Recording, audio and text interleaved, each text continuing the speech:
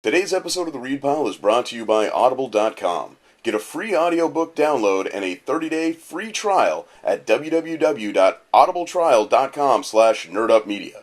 Over 150,000 titles to choose from for your iPhone, Android, Kindle, or MP3 player. I'm Elle, and this Thanksgiving I'm eating nothing but green bean casserole. And I am the sus man, Rick Sussman, and this Thanksgiving I am thankful for having more turkey, since apparently I won't have to split it with you. But you are watching The Read Pile. It's the week of November 26th, and here's some comic book news you can use. So, kind of bad news.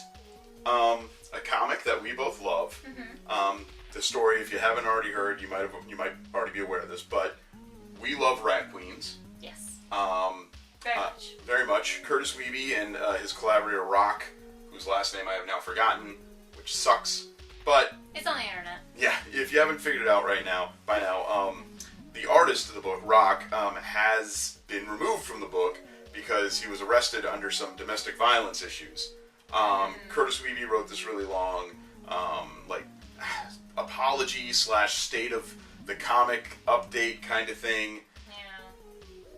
Bad times. So how do you feel about all that?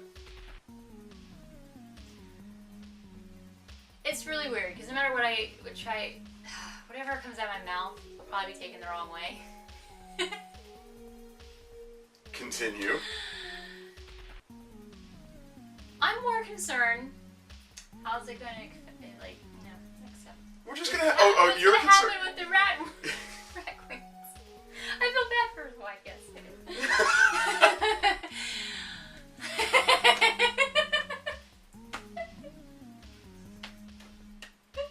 Your bigger concern is the book. It's just going to be a new artist. They're just going to go get a new artist. It was really good. Yeah, the art and the writing matched up, and if I'm honest, it can, in fact, be a huge detriment. If Wiebe doesn't find a good, guy or person that he can work with on this book, the book may very well be dead in the water. It's possible. I find it interesting that the bigger concern that you have. Okay. Let me. I think that's what we're all getting to. No one is getting to this. Do you feel bad as a woman reading RatQueens? Would you be upset if he continued to be on the book? I mean, when you tell me about it, I can't not be upset about it. They have to divorce themselves from this book. I think it's more on the level of, and I'm not going to take credit for this, you brought this up at one point about, look, this is a book that is about these women that are just empowered. Yeah.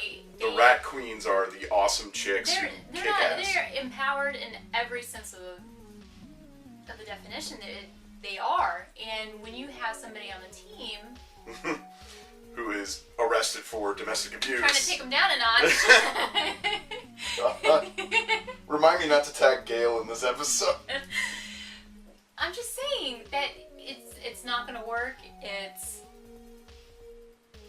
Unfortunately, this is a lot of stuff that's coming out in the open now. So we're being glib, obviously, because we try and be a fun entertainment show, but I am being ridiculous. It's a serious situation, and it does suck. But let me ask you very, very honestly, point blank. Let's jump to the end of the sentence here. Yeah. If you found out that a writer or artist, creator, was arrested for domestic abuse, spousal abuse, whatever the case may be it a man beating up a woman beating up something bad like this, would it affect your opinion of the book? Would you continue to support someone like that, or would you feel negatively about the work at that point? I think it would definitely be in the back of my mind. I think you would never it would be almost impossible for it to not affect you. Yeah. At the same time,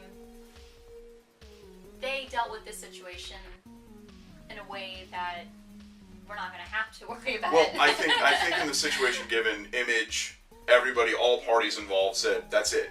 Yeah. We're done. There was one of our fellow podcasts here on the Nerd Up Media Network, Reasons I'm Broke, actually already said this, whereas somebody actually made the statement after Curtis writes this big long goodbye, essentially. Yeah. Somebody says, wow, if you really loved this guy, because he went into great detail about how this Rock was his collaborator, his partner, and he said, if you really love this guy, how would you take away his only, job? And the reply underneath it was, whoa, whoa, whoa, whoa, whoa. Essentially, listen, I can love a person, but I also can, treat them like an adult. And if they screw up, they're going to have to deal with that. And I think what Image did here is they said, sorry, brother, you screwed up big, you're done. Anybody can get fired for getting arrested. That's kind of the end of the story. Yeah, I mean, you can't be a part of the world that you're creating. And yes, you are creating a world when you are in these... That's why you're called a creator. You are a creator. If you are if you're penciling, if you're coloring, if you are if you're part of the team, the main artist, writer, doesn't matter. You are part of that world that you are creating, and when you show up and hey, guess what? You publicize, I am the complete opposite. I am not part of this world. Well, guess what? You don't belong. You gotta go. That's all it comes down to. Okay. No, I get it. It's fine. I mean, I get it. Yes, I made my little jokes here and there, but I'm not a completely serious person, and I think everyone understands. it's sad, but it's unfortunate, and thankfully we will still have the RatQueens, and we look forward to their next issue. Speaking of issues, shall we review some comics? I guess. Alright, let's do it. I'm for some comic book reviews, and I have some pretty interesting ones. All fairly new. Well, I'm going to start with one that is absolutely new to me. Shadows Show. Here's the thing. I didn't know what I was quite getting into until I just dove in. Pretty much they're taking a lot of very awesome writers are diving in to collaborate stories taken from Ray Bradbury's writings, pretty much. And I'll be honest, yes, I'm gonna be the weirdo. I'm gonna say I have not really read, well, anything of his. But blasphemy. I know. But I'm gonna be honest with you. When I read this, it really intrigued me. It made me have an interest in wanting to pick up some of his work and to read it. Because if this is even just a hint of the idea of his writings, I would like to get on board. I would like to, especially after reading this and then getting online and reading reviews that other people had, not just on this issue and what is to come, but just Bradbury, just overall, it intrigued me and it makes me want to get on board. So I think it's a really good idea. It is fandom for his writings already, but it's also a way to get people on board. And I think it's a pretty awesome idea. And another new one I have. Gotham by Midnight. This was pretty awesome. I will be honest, I jumped on to this one and I thought I wasn't gonna like it. I read about what it was going to be about and I said, I don't know, maybe. It might be okay. But it's really good. I'm still trying to get on board with the artwork. It's a little different from what I usually read, but it really goes well with the writing. You are diving into Gotham with its supernatural world, but from the cop level. And I like it. I like it a lot. It's pretty interesting, and I am really looking forward to where this is gonna go. But in the meantime, fairly new, and it is actually my pick of the week. Arkham Manor. Issue 1, I was a little back and forth about it. issue 2 really has me on board. There is something about Batman going undercover that makes me giggle inside. I love it. It makes me feel like a little kid just sitting in a corner with my comic book, just it is ridiculous. I love it. I can't get over myself just thinking about how ridiculous I probably sound saying this. It is so funny to see him going undercover. And at the same time, there's so much seriousness behind it because he's in what used to be his home. And it's so funny to see how he's going around and... I don't know. I might be using the wrong vernacular. It's not really funny. It is sad at the same time, but being in the Batman world and reading a lot about it, there are just so many views that you can see from the storyline. Fabulous. Love it. I'm going to keep reading, and I hope it only gets better. In the meantime, we're going to move on to Rick. Now on to my read pile, which had one theme this week. They're all image books. I only just now noticed that, actually. Every one of them's an image book. And I've talked about all of these before, except for one, and some in great detail. Let us first start with, let's start with Trees. There we go. Trees, number 7. More of the same, Warren Ellis, Jason Howard. Very solid, very good. I don't have any problems with it. I've started to figure out the idea of Trees, though, in that it is a long story that moves slowly, but with purpose. And they actually started hinting at maybe the case with the trees, the giant alien life forms that have landed on our planet for the last X number of years that have done nothing, we think, but are kind of on the move, just at tree speed. Now, normally I'd have a little umbrage with that, but I kind of dig that concept for a comic book. So, we'll see where it goes. But I really am digging Jason Howard's art a lot. And of course it's Warren Ellis, like I'm going to say something bad. Next up, sex. Who doesn't like sex? Number 18. As you can see, the cover should be here-ish by now. The prank addict is on the cover, and he is essentially an analogy for, like, the Joker for all intents and purposes. If the Armored Saint is Batman, then this is the closest we're going to get to the Joker. And this is his origin story. And it's really screwed up. What are the odds? But it was a very good issue. We actually have some guest art, the guest art was drawn essentially in a flashback sequence, which I really liked the concept of. If we're going to have like a separate artist, they're going to do a flashback, so you could really see the time change. I thought that was really cool. Another solid issue. Actually a pretty decent jumping on point if you haven't picked up any issues of Sex, because it's a issue in and of itself. You can kind of check it out. A book that is not a jumping on point, but is really, really good, is Lazarus number 13. Greg Rucka does another great issue of Lazarus for us. This is the Conclave Part 3, where all of the families in the world that the Lazarus exists in have gathered together, basically at an atoll in the middle of the Pacific, I think, to talk about whatever it is there is to talk about. We're starting to learn that the families that make up the world now, we thought they were like mob families, that somehow they'd all risen to power and are now controlling, crime families. But that may be a misnomer. We thought they were all this one way. They might be an entirely different thing. And we're starting to hint at that in this issue, and I thought that was really cool. Big ups. Wayward number 4 got the Philip Tan variant cover. Boom. I don't think the variant's on here. I don't know.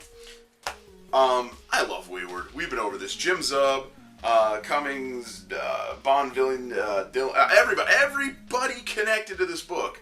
I love it. It's so much fun and easy to read. It almost was my pick of the week. I decided not to make it my pick of the week, which is kind of lame, I know, when you decide that a book isn't going to be your pick of the week. But it's really, really, really, really good. We're still just starting to scratch the surface of what's going on in this particular universe, and I really like it. But there was a book that Elle reviewed for us a couple of weeks ago, about a month ago, oddly enough, that I read after she had put it down, and I fell in love with it, and mostly for the artwork. And that's why, get the spinning, there we are, pick of the week, Rasputin. Rasputin number 2, specifically. Wow. The art in this book. I know the image is on the cover, and I've got the pick of the week logo next to me, but there's so many just beautiful, beautiful scenes in this book, and I just want to show you one. Just stuff like this. Look at that, there you go. Oh, it's just such a gorgeous, gorgeous book. The story is very simple to read and understand. It's the story of Rasputin. We're learning about his life. As it's ending, he's telling us the story of his life. Elle's review of it was actually pretty matter of fact, and I dug it. But it's just the coloring, the artwork in general. It's just gorgeous, and that's why it was my pick of the week. Very rarely will a story be a pick of the week just from the artwork, and like maybe the story is good too. This is one of those books where the art is amazing, and the story is just flows so well. And it does have the added benefit of it debuting on a couple of actually cool days here in Orlando. Because when you read it, it's all the snow-covered lands and everything, and you sort of feel cooled off. And with the cool air outside as I read it today, it was perfect. For you, our loyal followers of The Read Pile, we have an awesome offer from Audible.com. Audible is offering a free audiobook download with a free 30-day trial to give you the opportunity to check out their awesome service. You can download some really great books like The Hobbit, the unabridged version from Tolkien. You can download Divergent, Lean In, lots of great stuff to check out. To download your free audiobook today, go to audibletrial.com/nerdupmedia. Again, that's audibletrial.com/nerdupmedia for your free audiobook. And that's this week for the Read Pile. Rick, what are you thankful for this year? Okay. This is the first Thanksgiving for the Read Pile. Yeah. This is we've been at this now for 32 weeks. Not oh quite. my God. Well, you've only been here for 31 of them, so whatever. I'm so tired of your face. Oh. So true. Now I am thankful for our viewers, obviously. But more importantly, I think what I'm thankful for is that we have been welcomed so open-armedly by a lot of the creators that we discuss here on the show. And a lot of them have made themselves known through Twitter. I mean, just 5 minutes before we recorded this, you were involved in a small conversation with Mr. Ray Fox, whose book you reviewed not 2 minutes ago. So that's kind of cool. I am thankful for being a part of the community that I've always wanted to be a part of, and having the Read Pile welcomed with open arms. I'm thankful for that. I am now scared to ask this question because I doubt it'll be anything other than something bacon related. Shirt. But Elle, what are you thankful for? Me? Okay. I'm gonna keep it pretty simple. It's pretty ridiculous.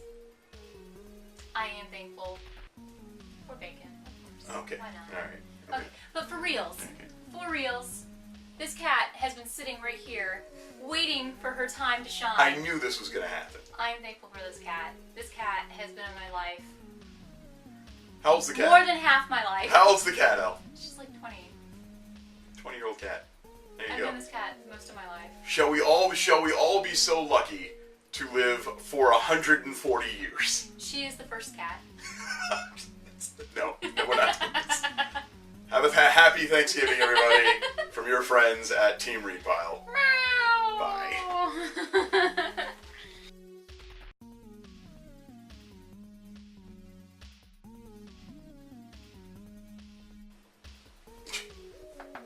It's like, I can see. Wait a minute. Okay. 3, 2. I'm Elle, and this Thanksgiving, I'm eating nothing but green beans. Try that again.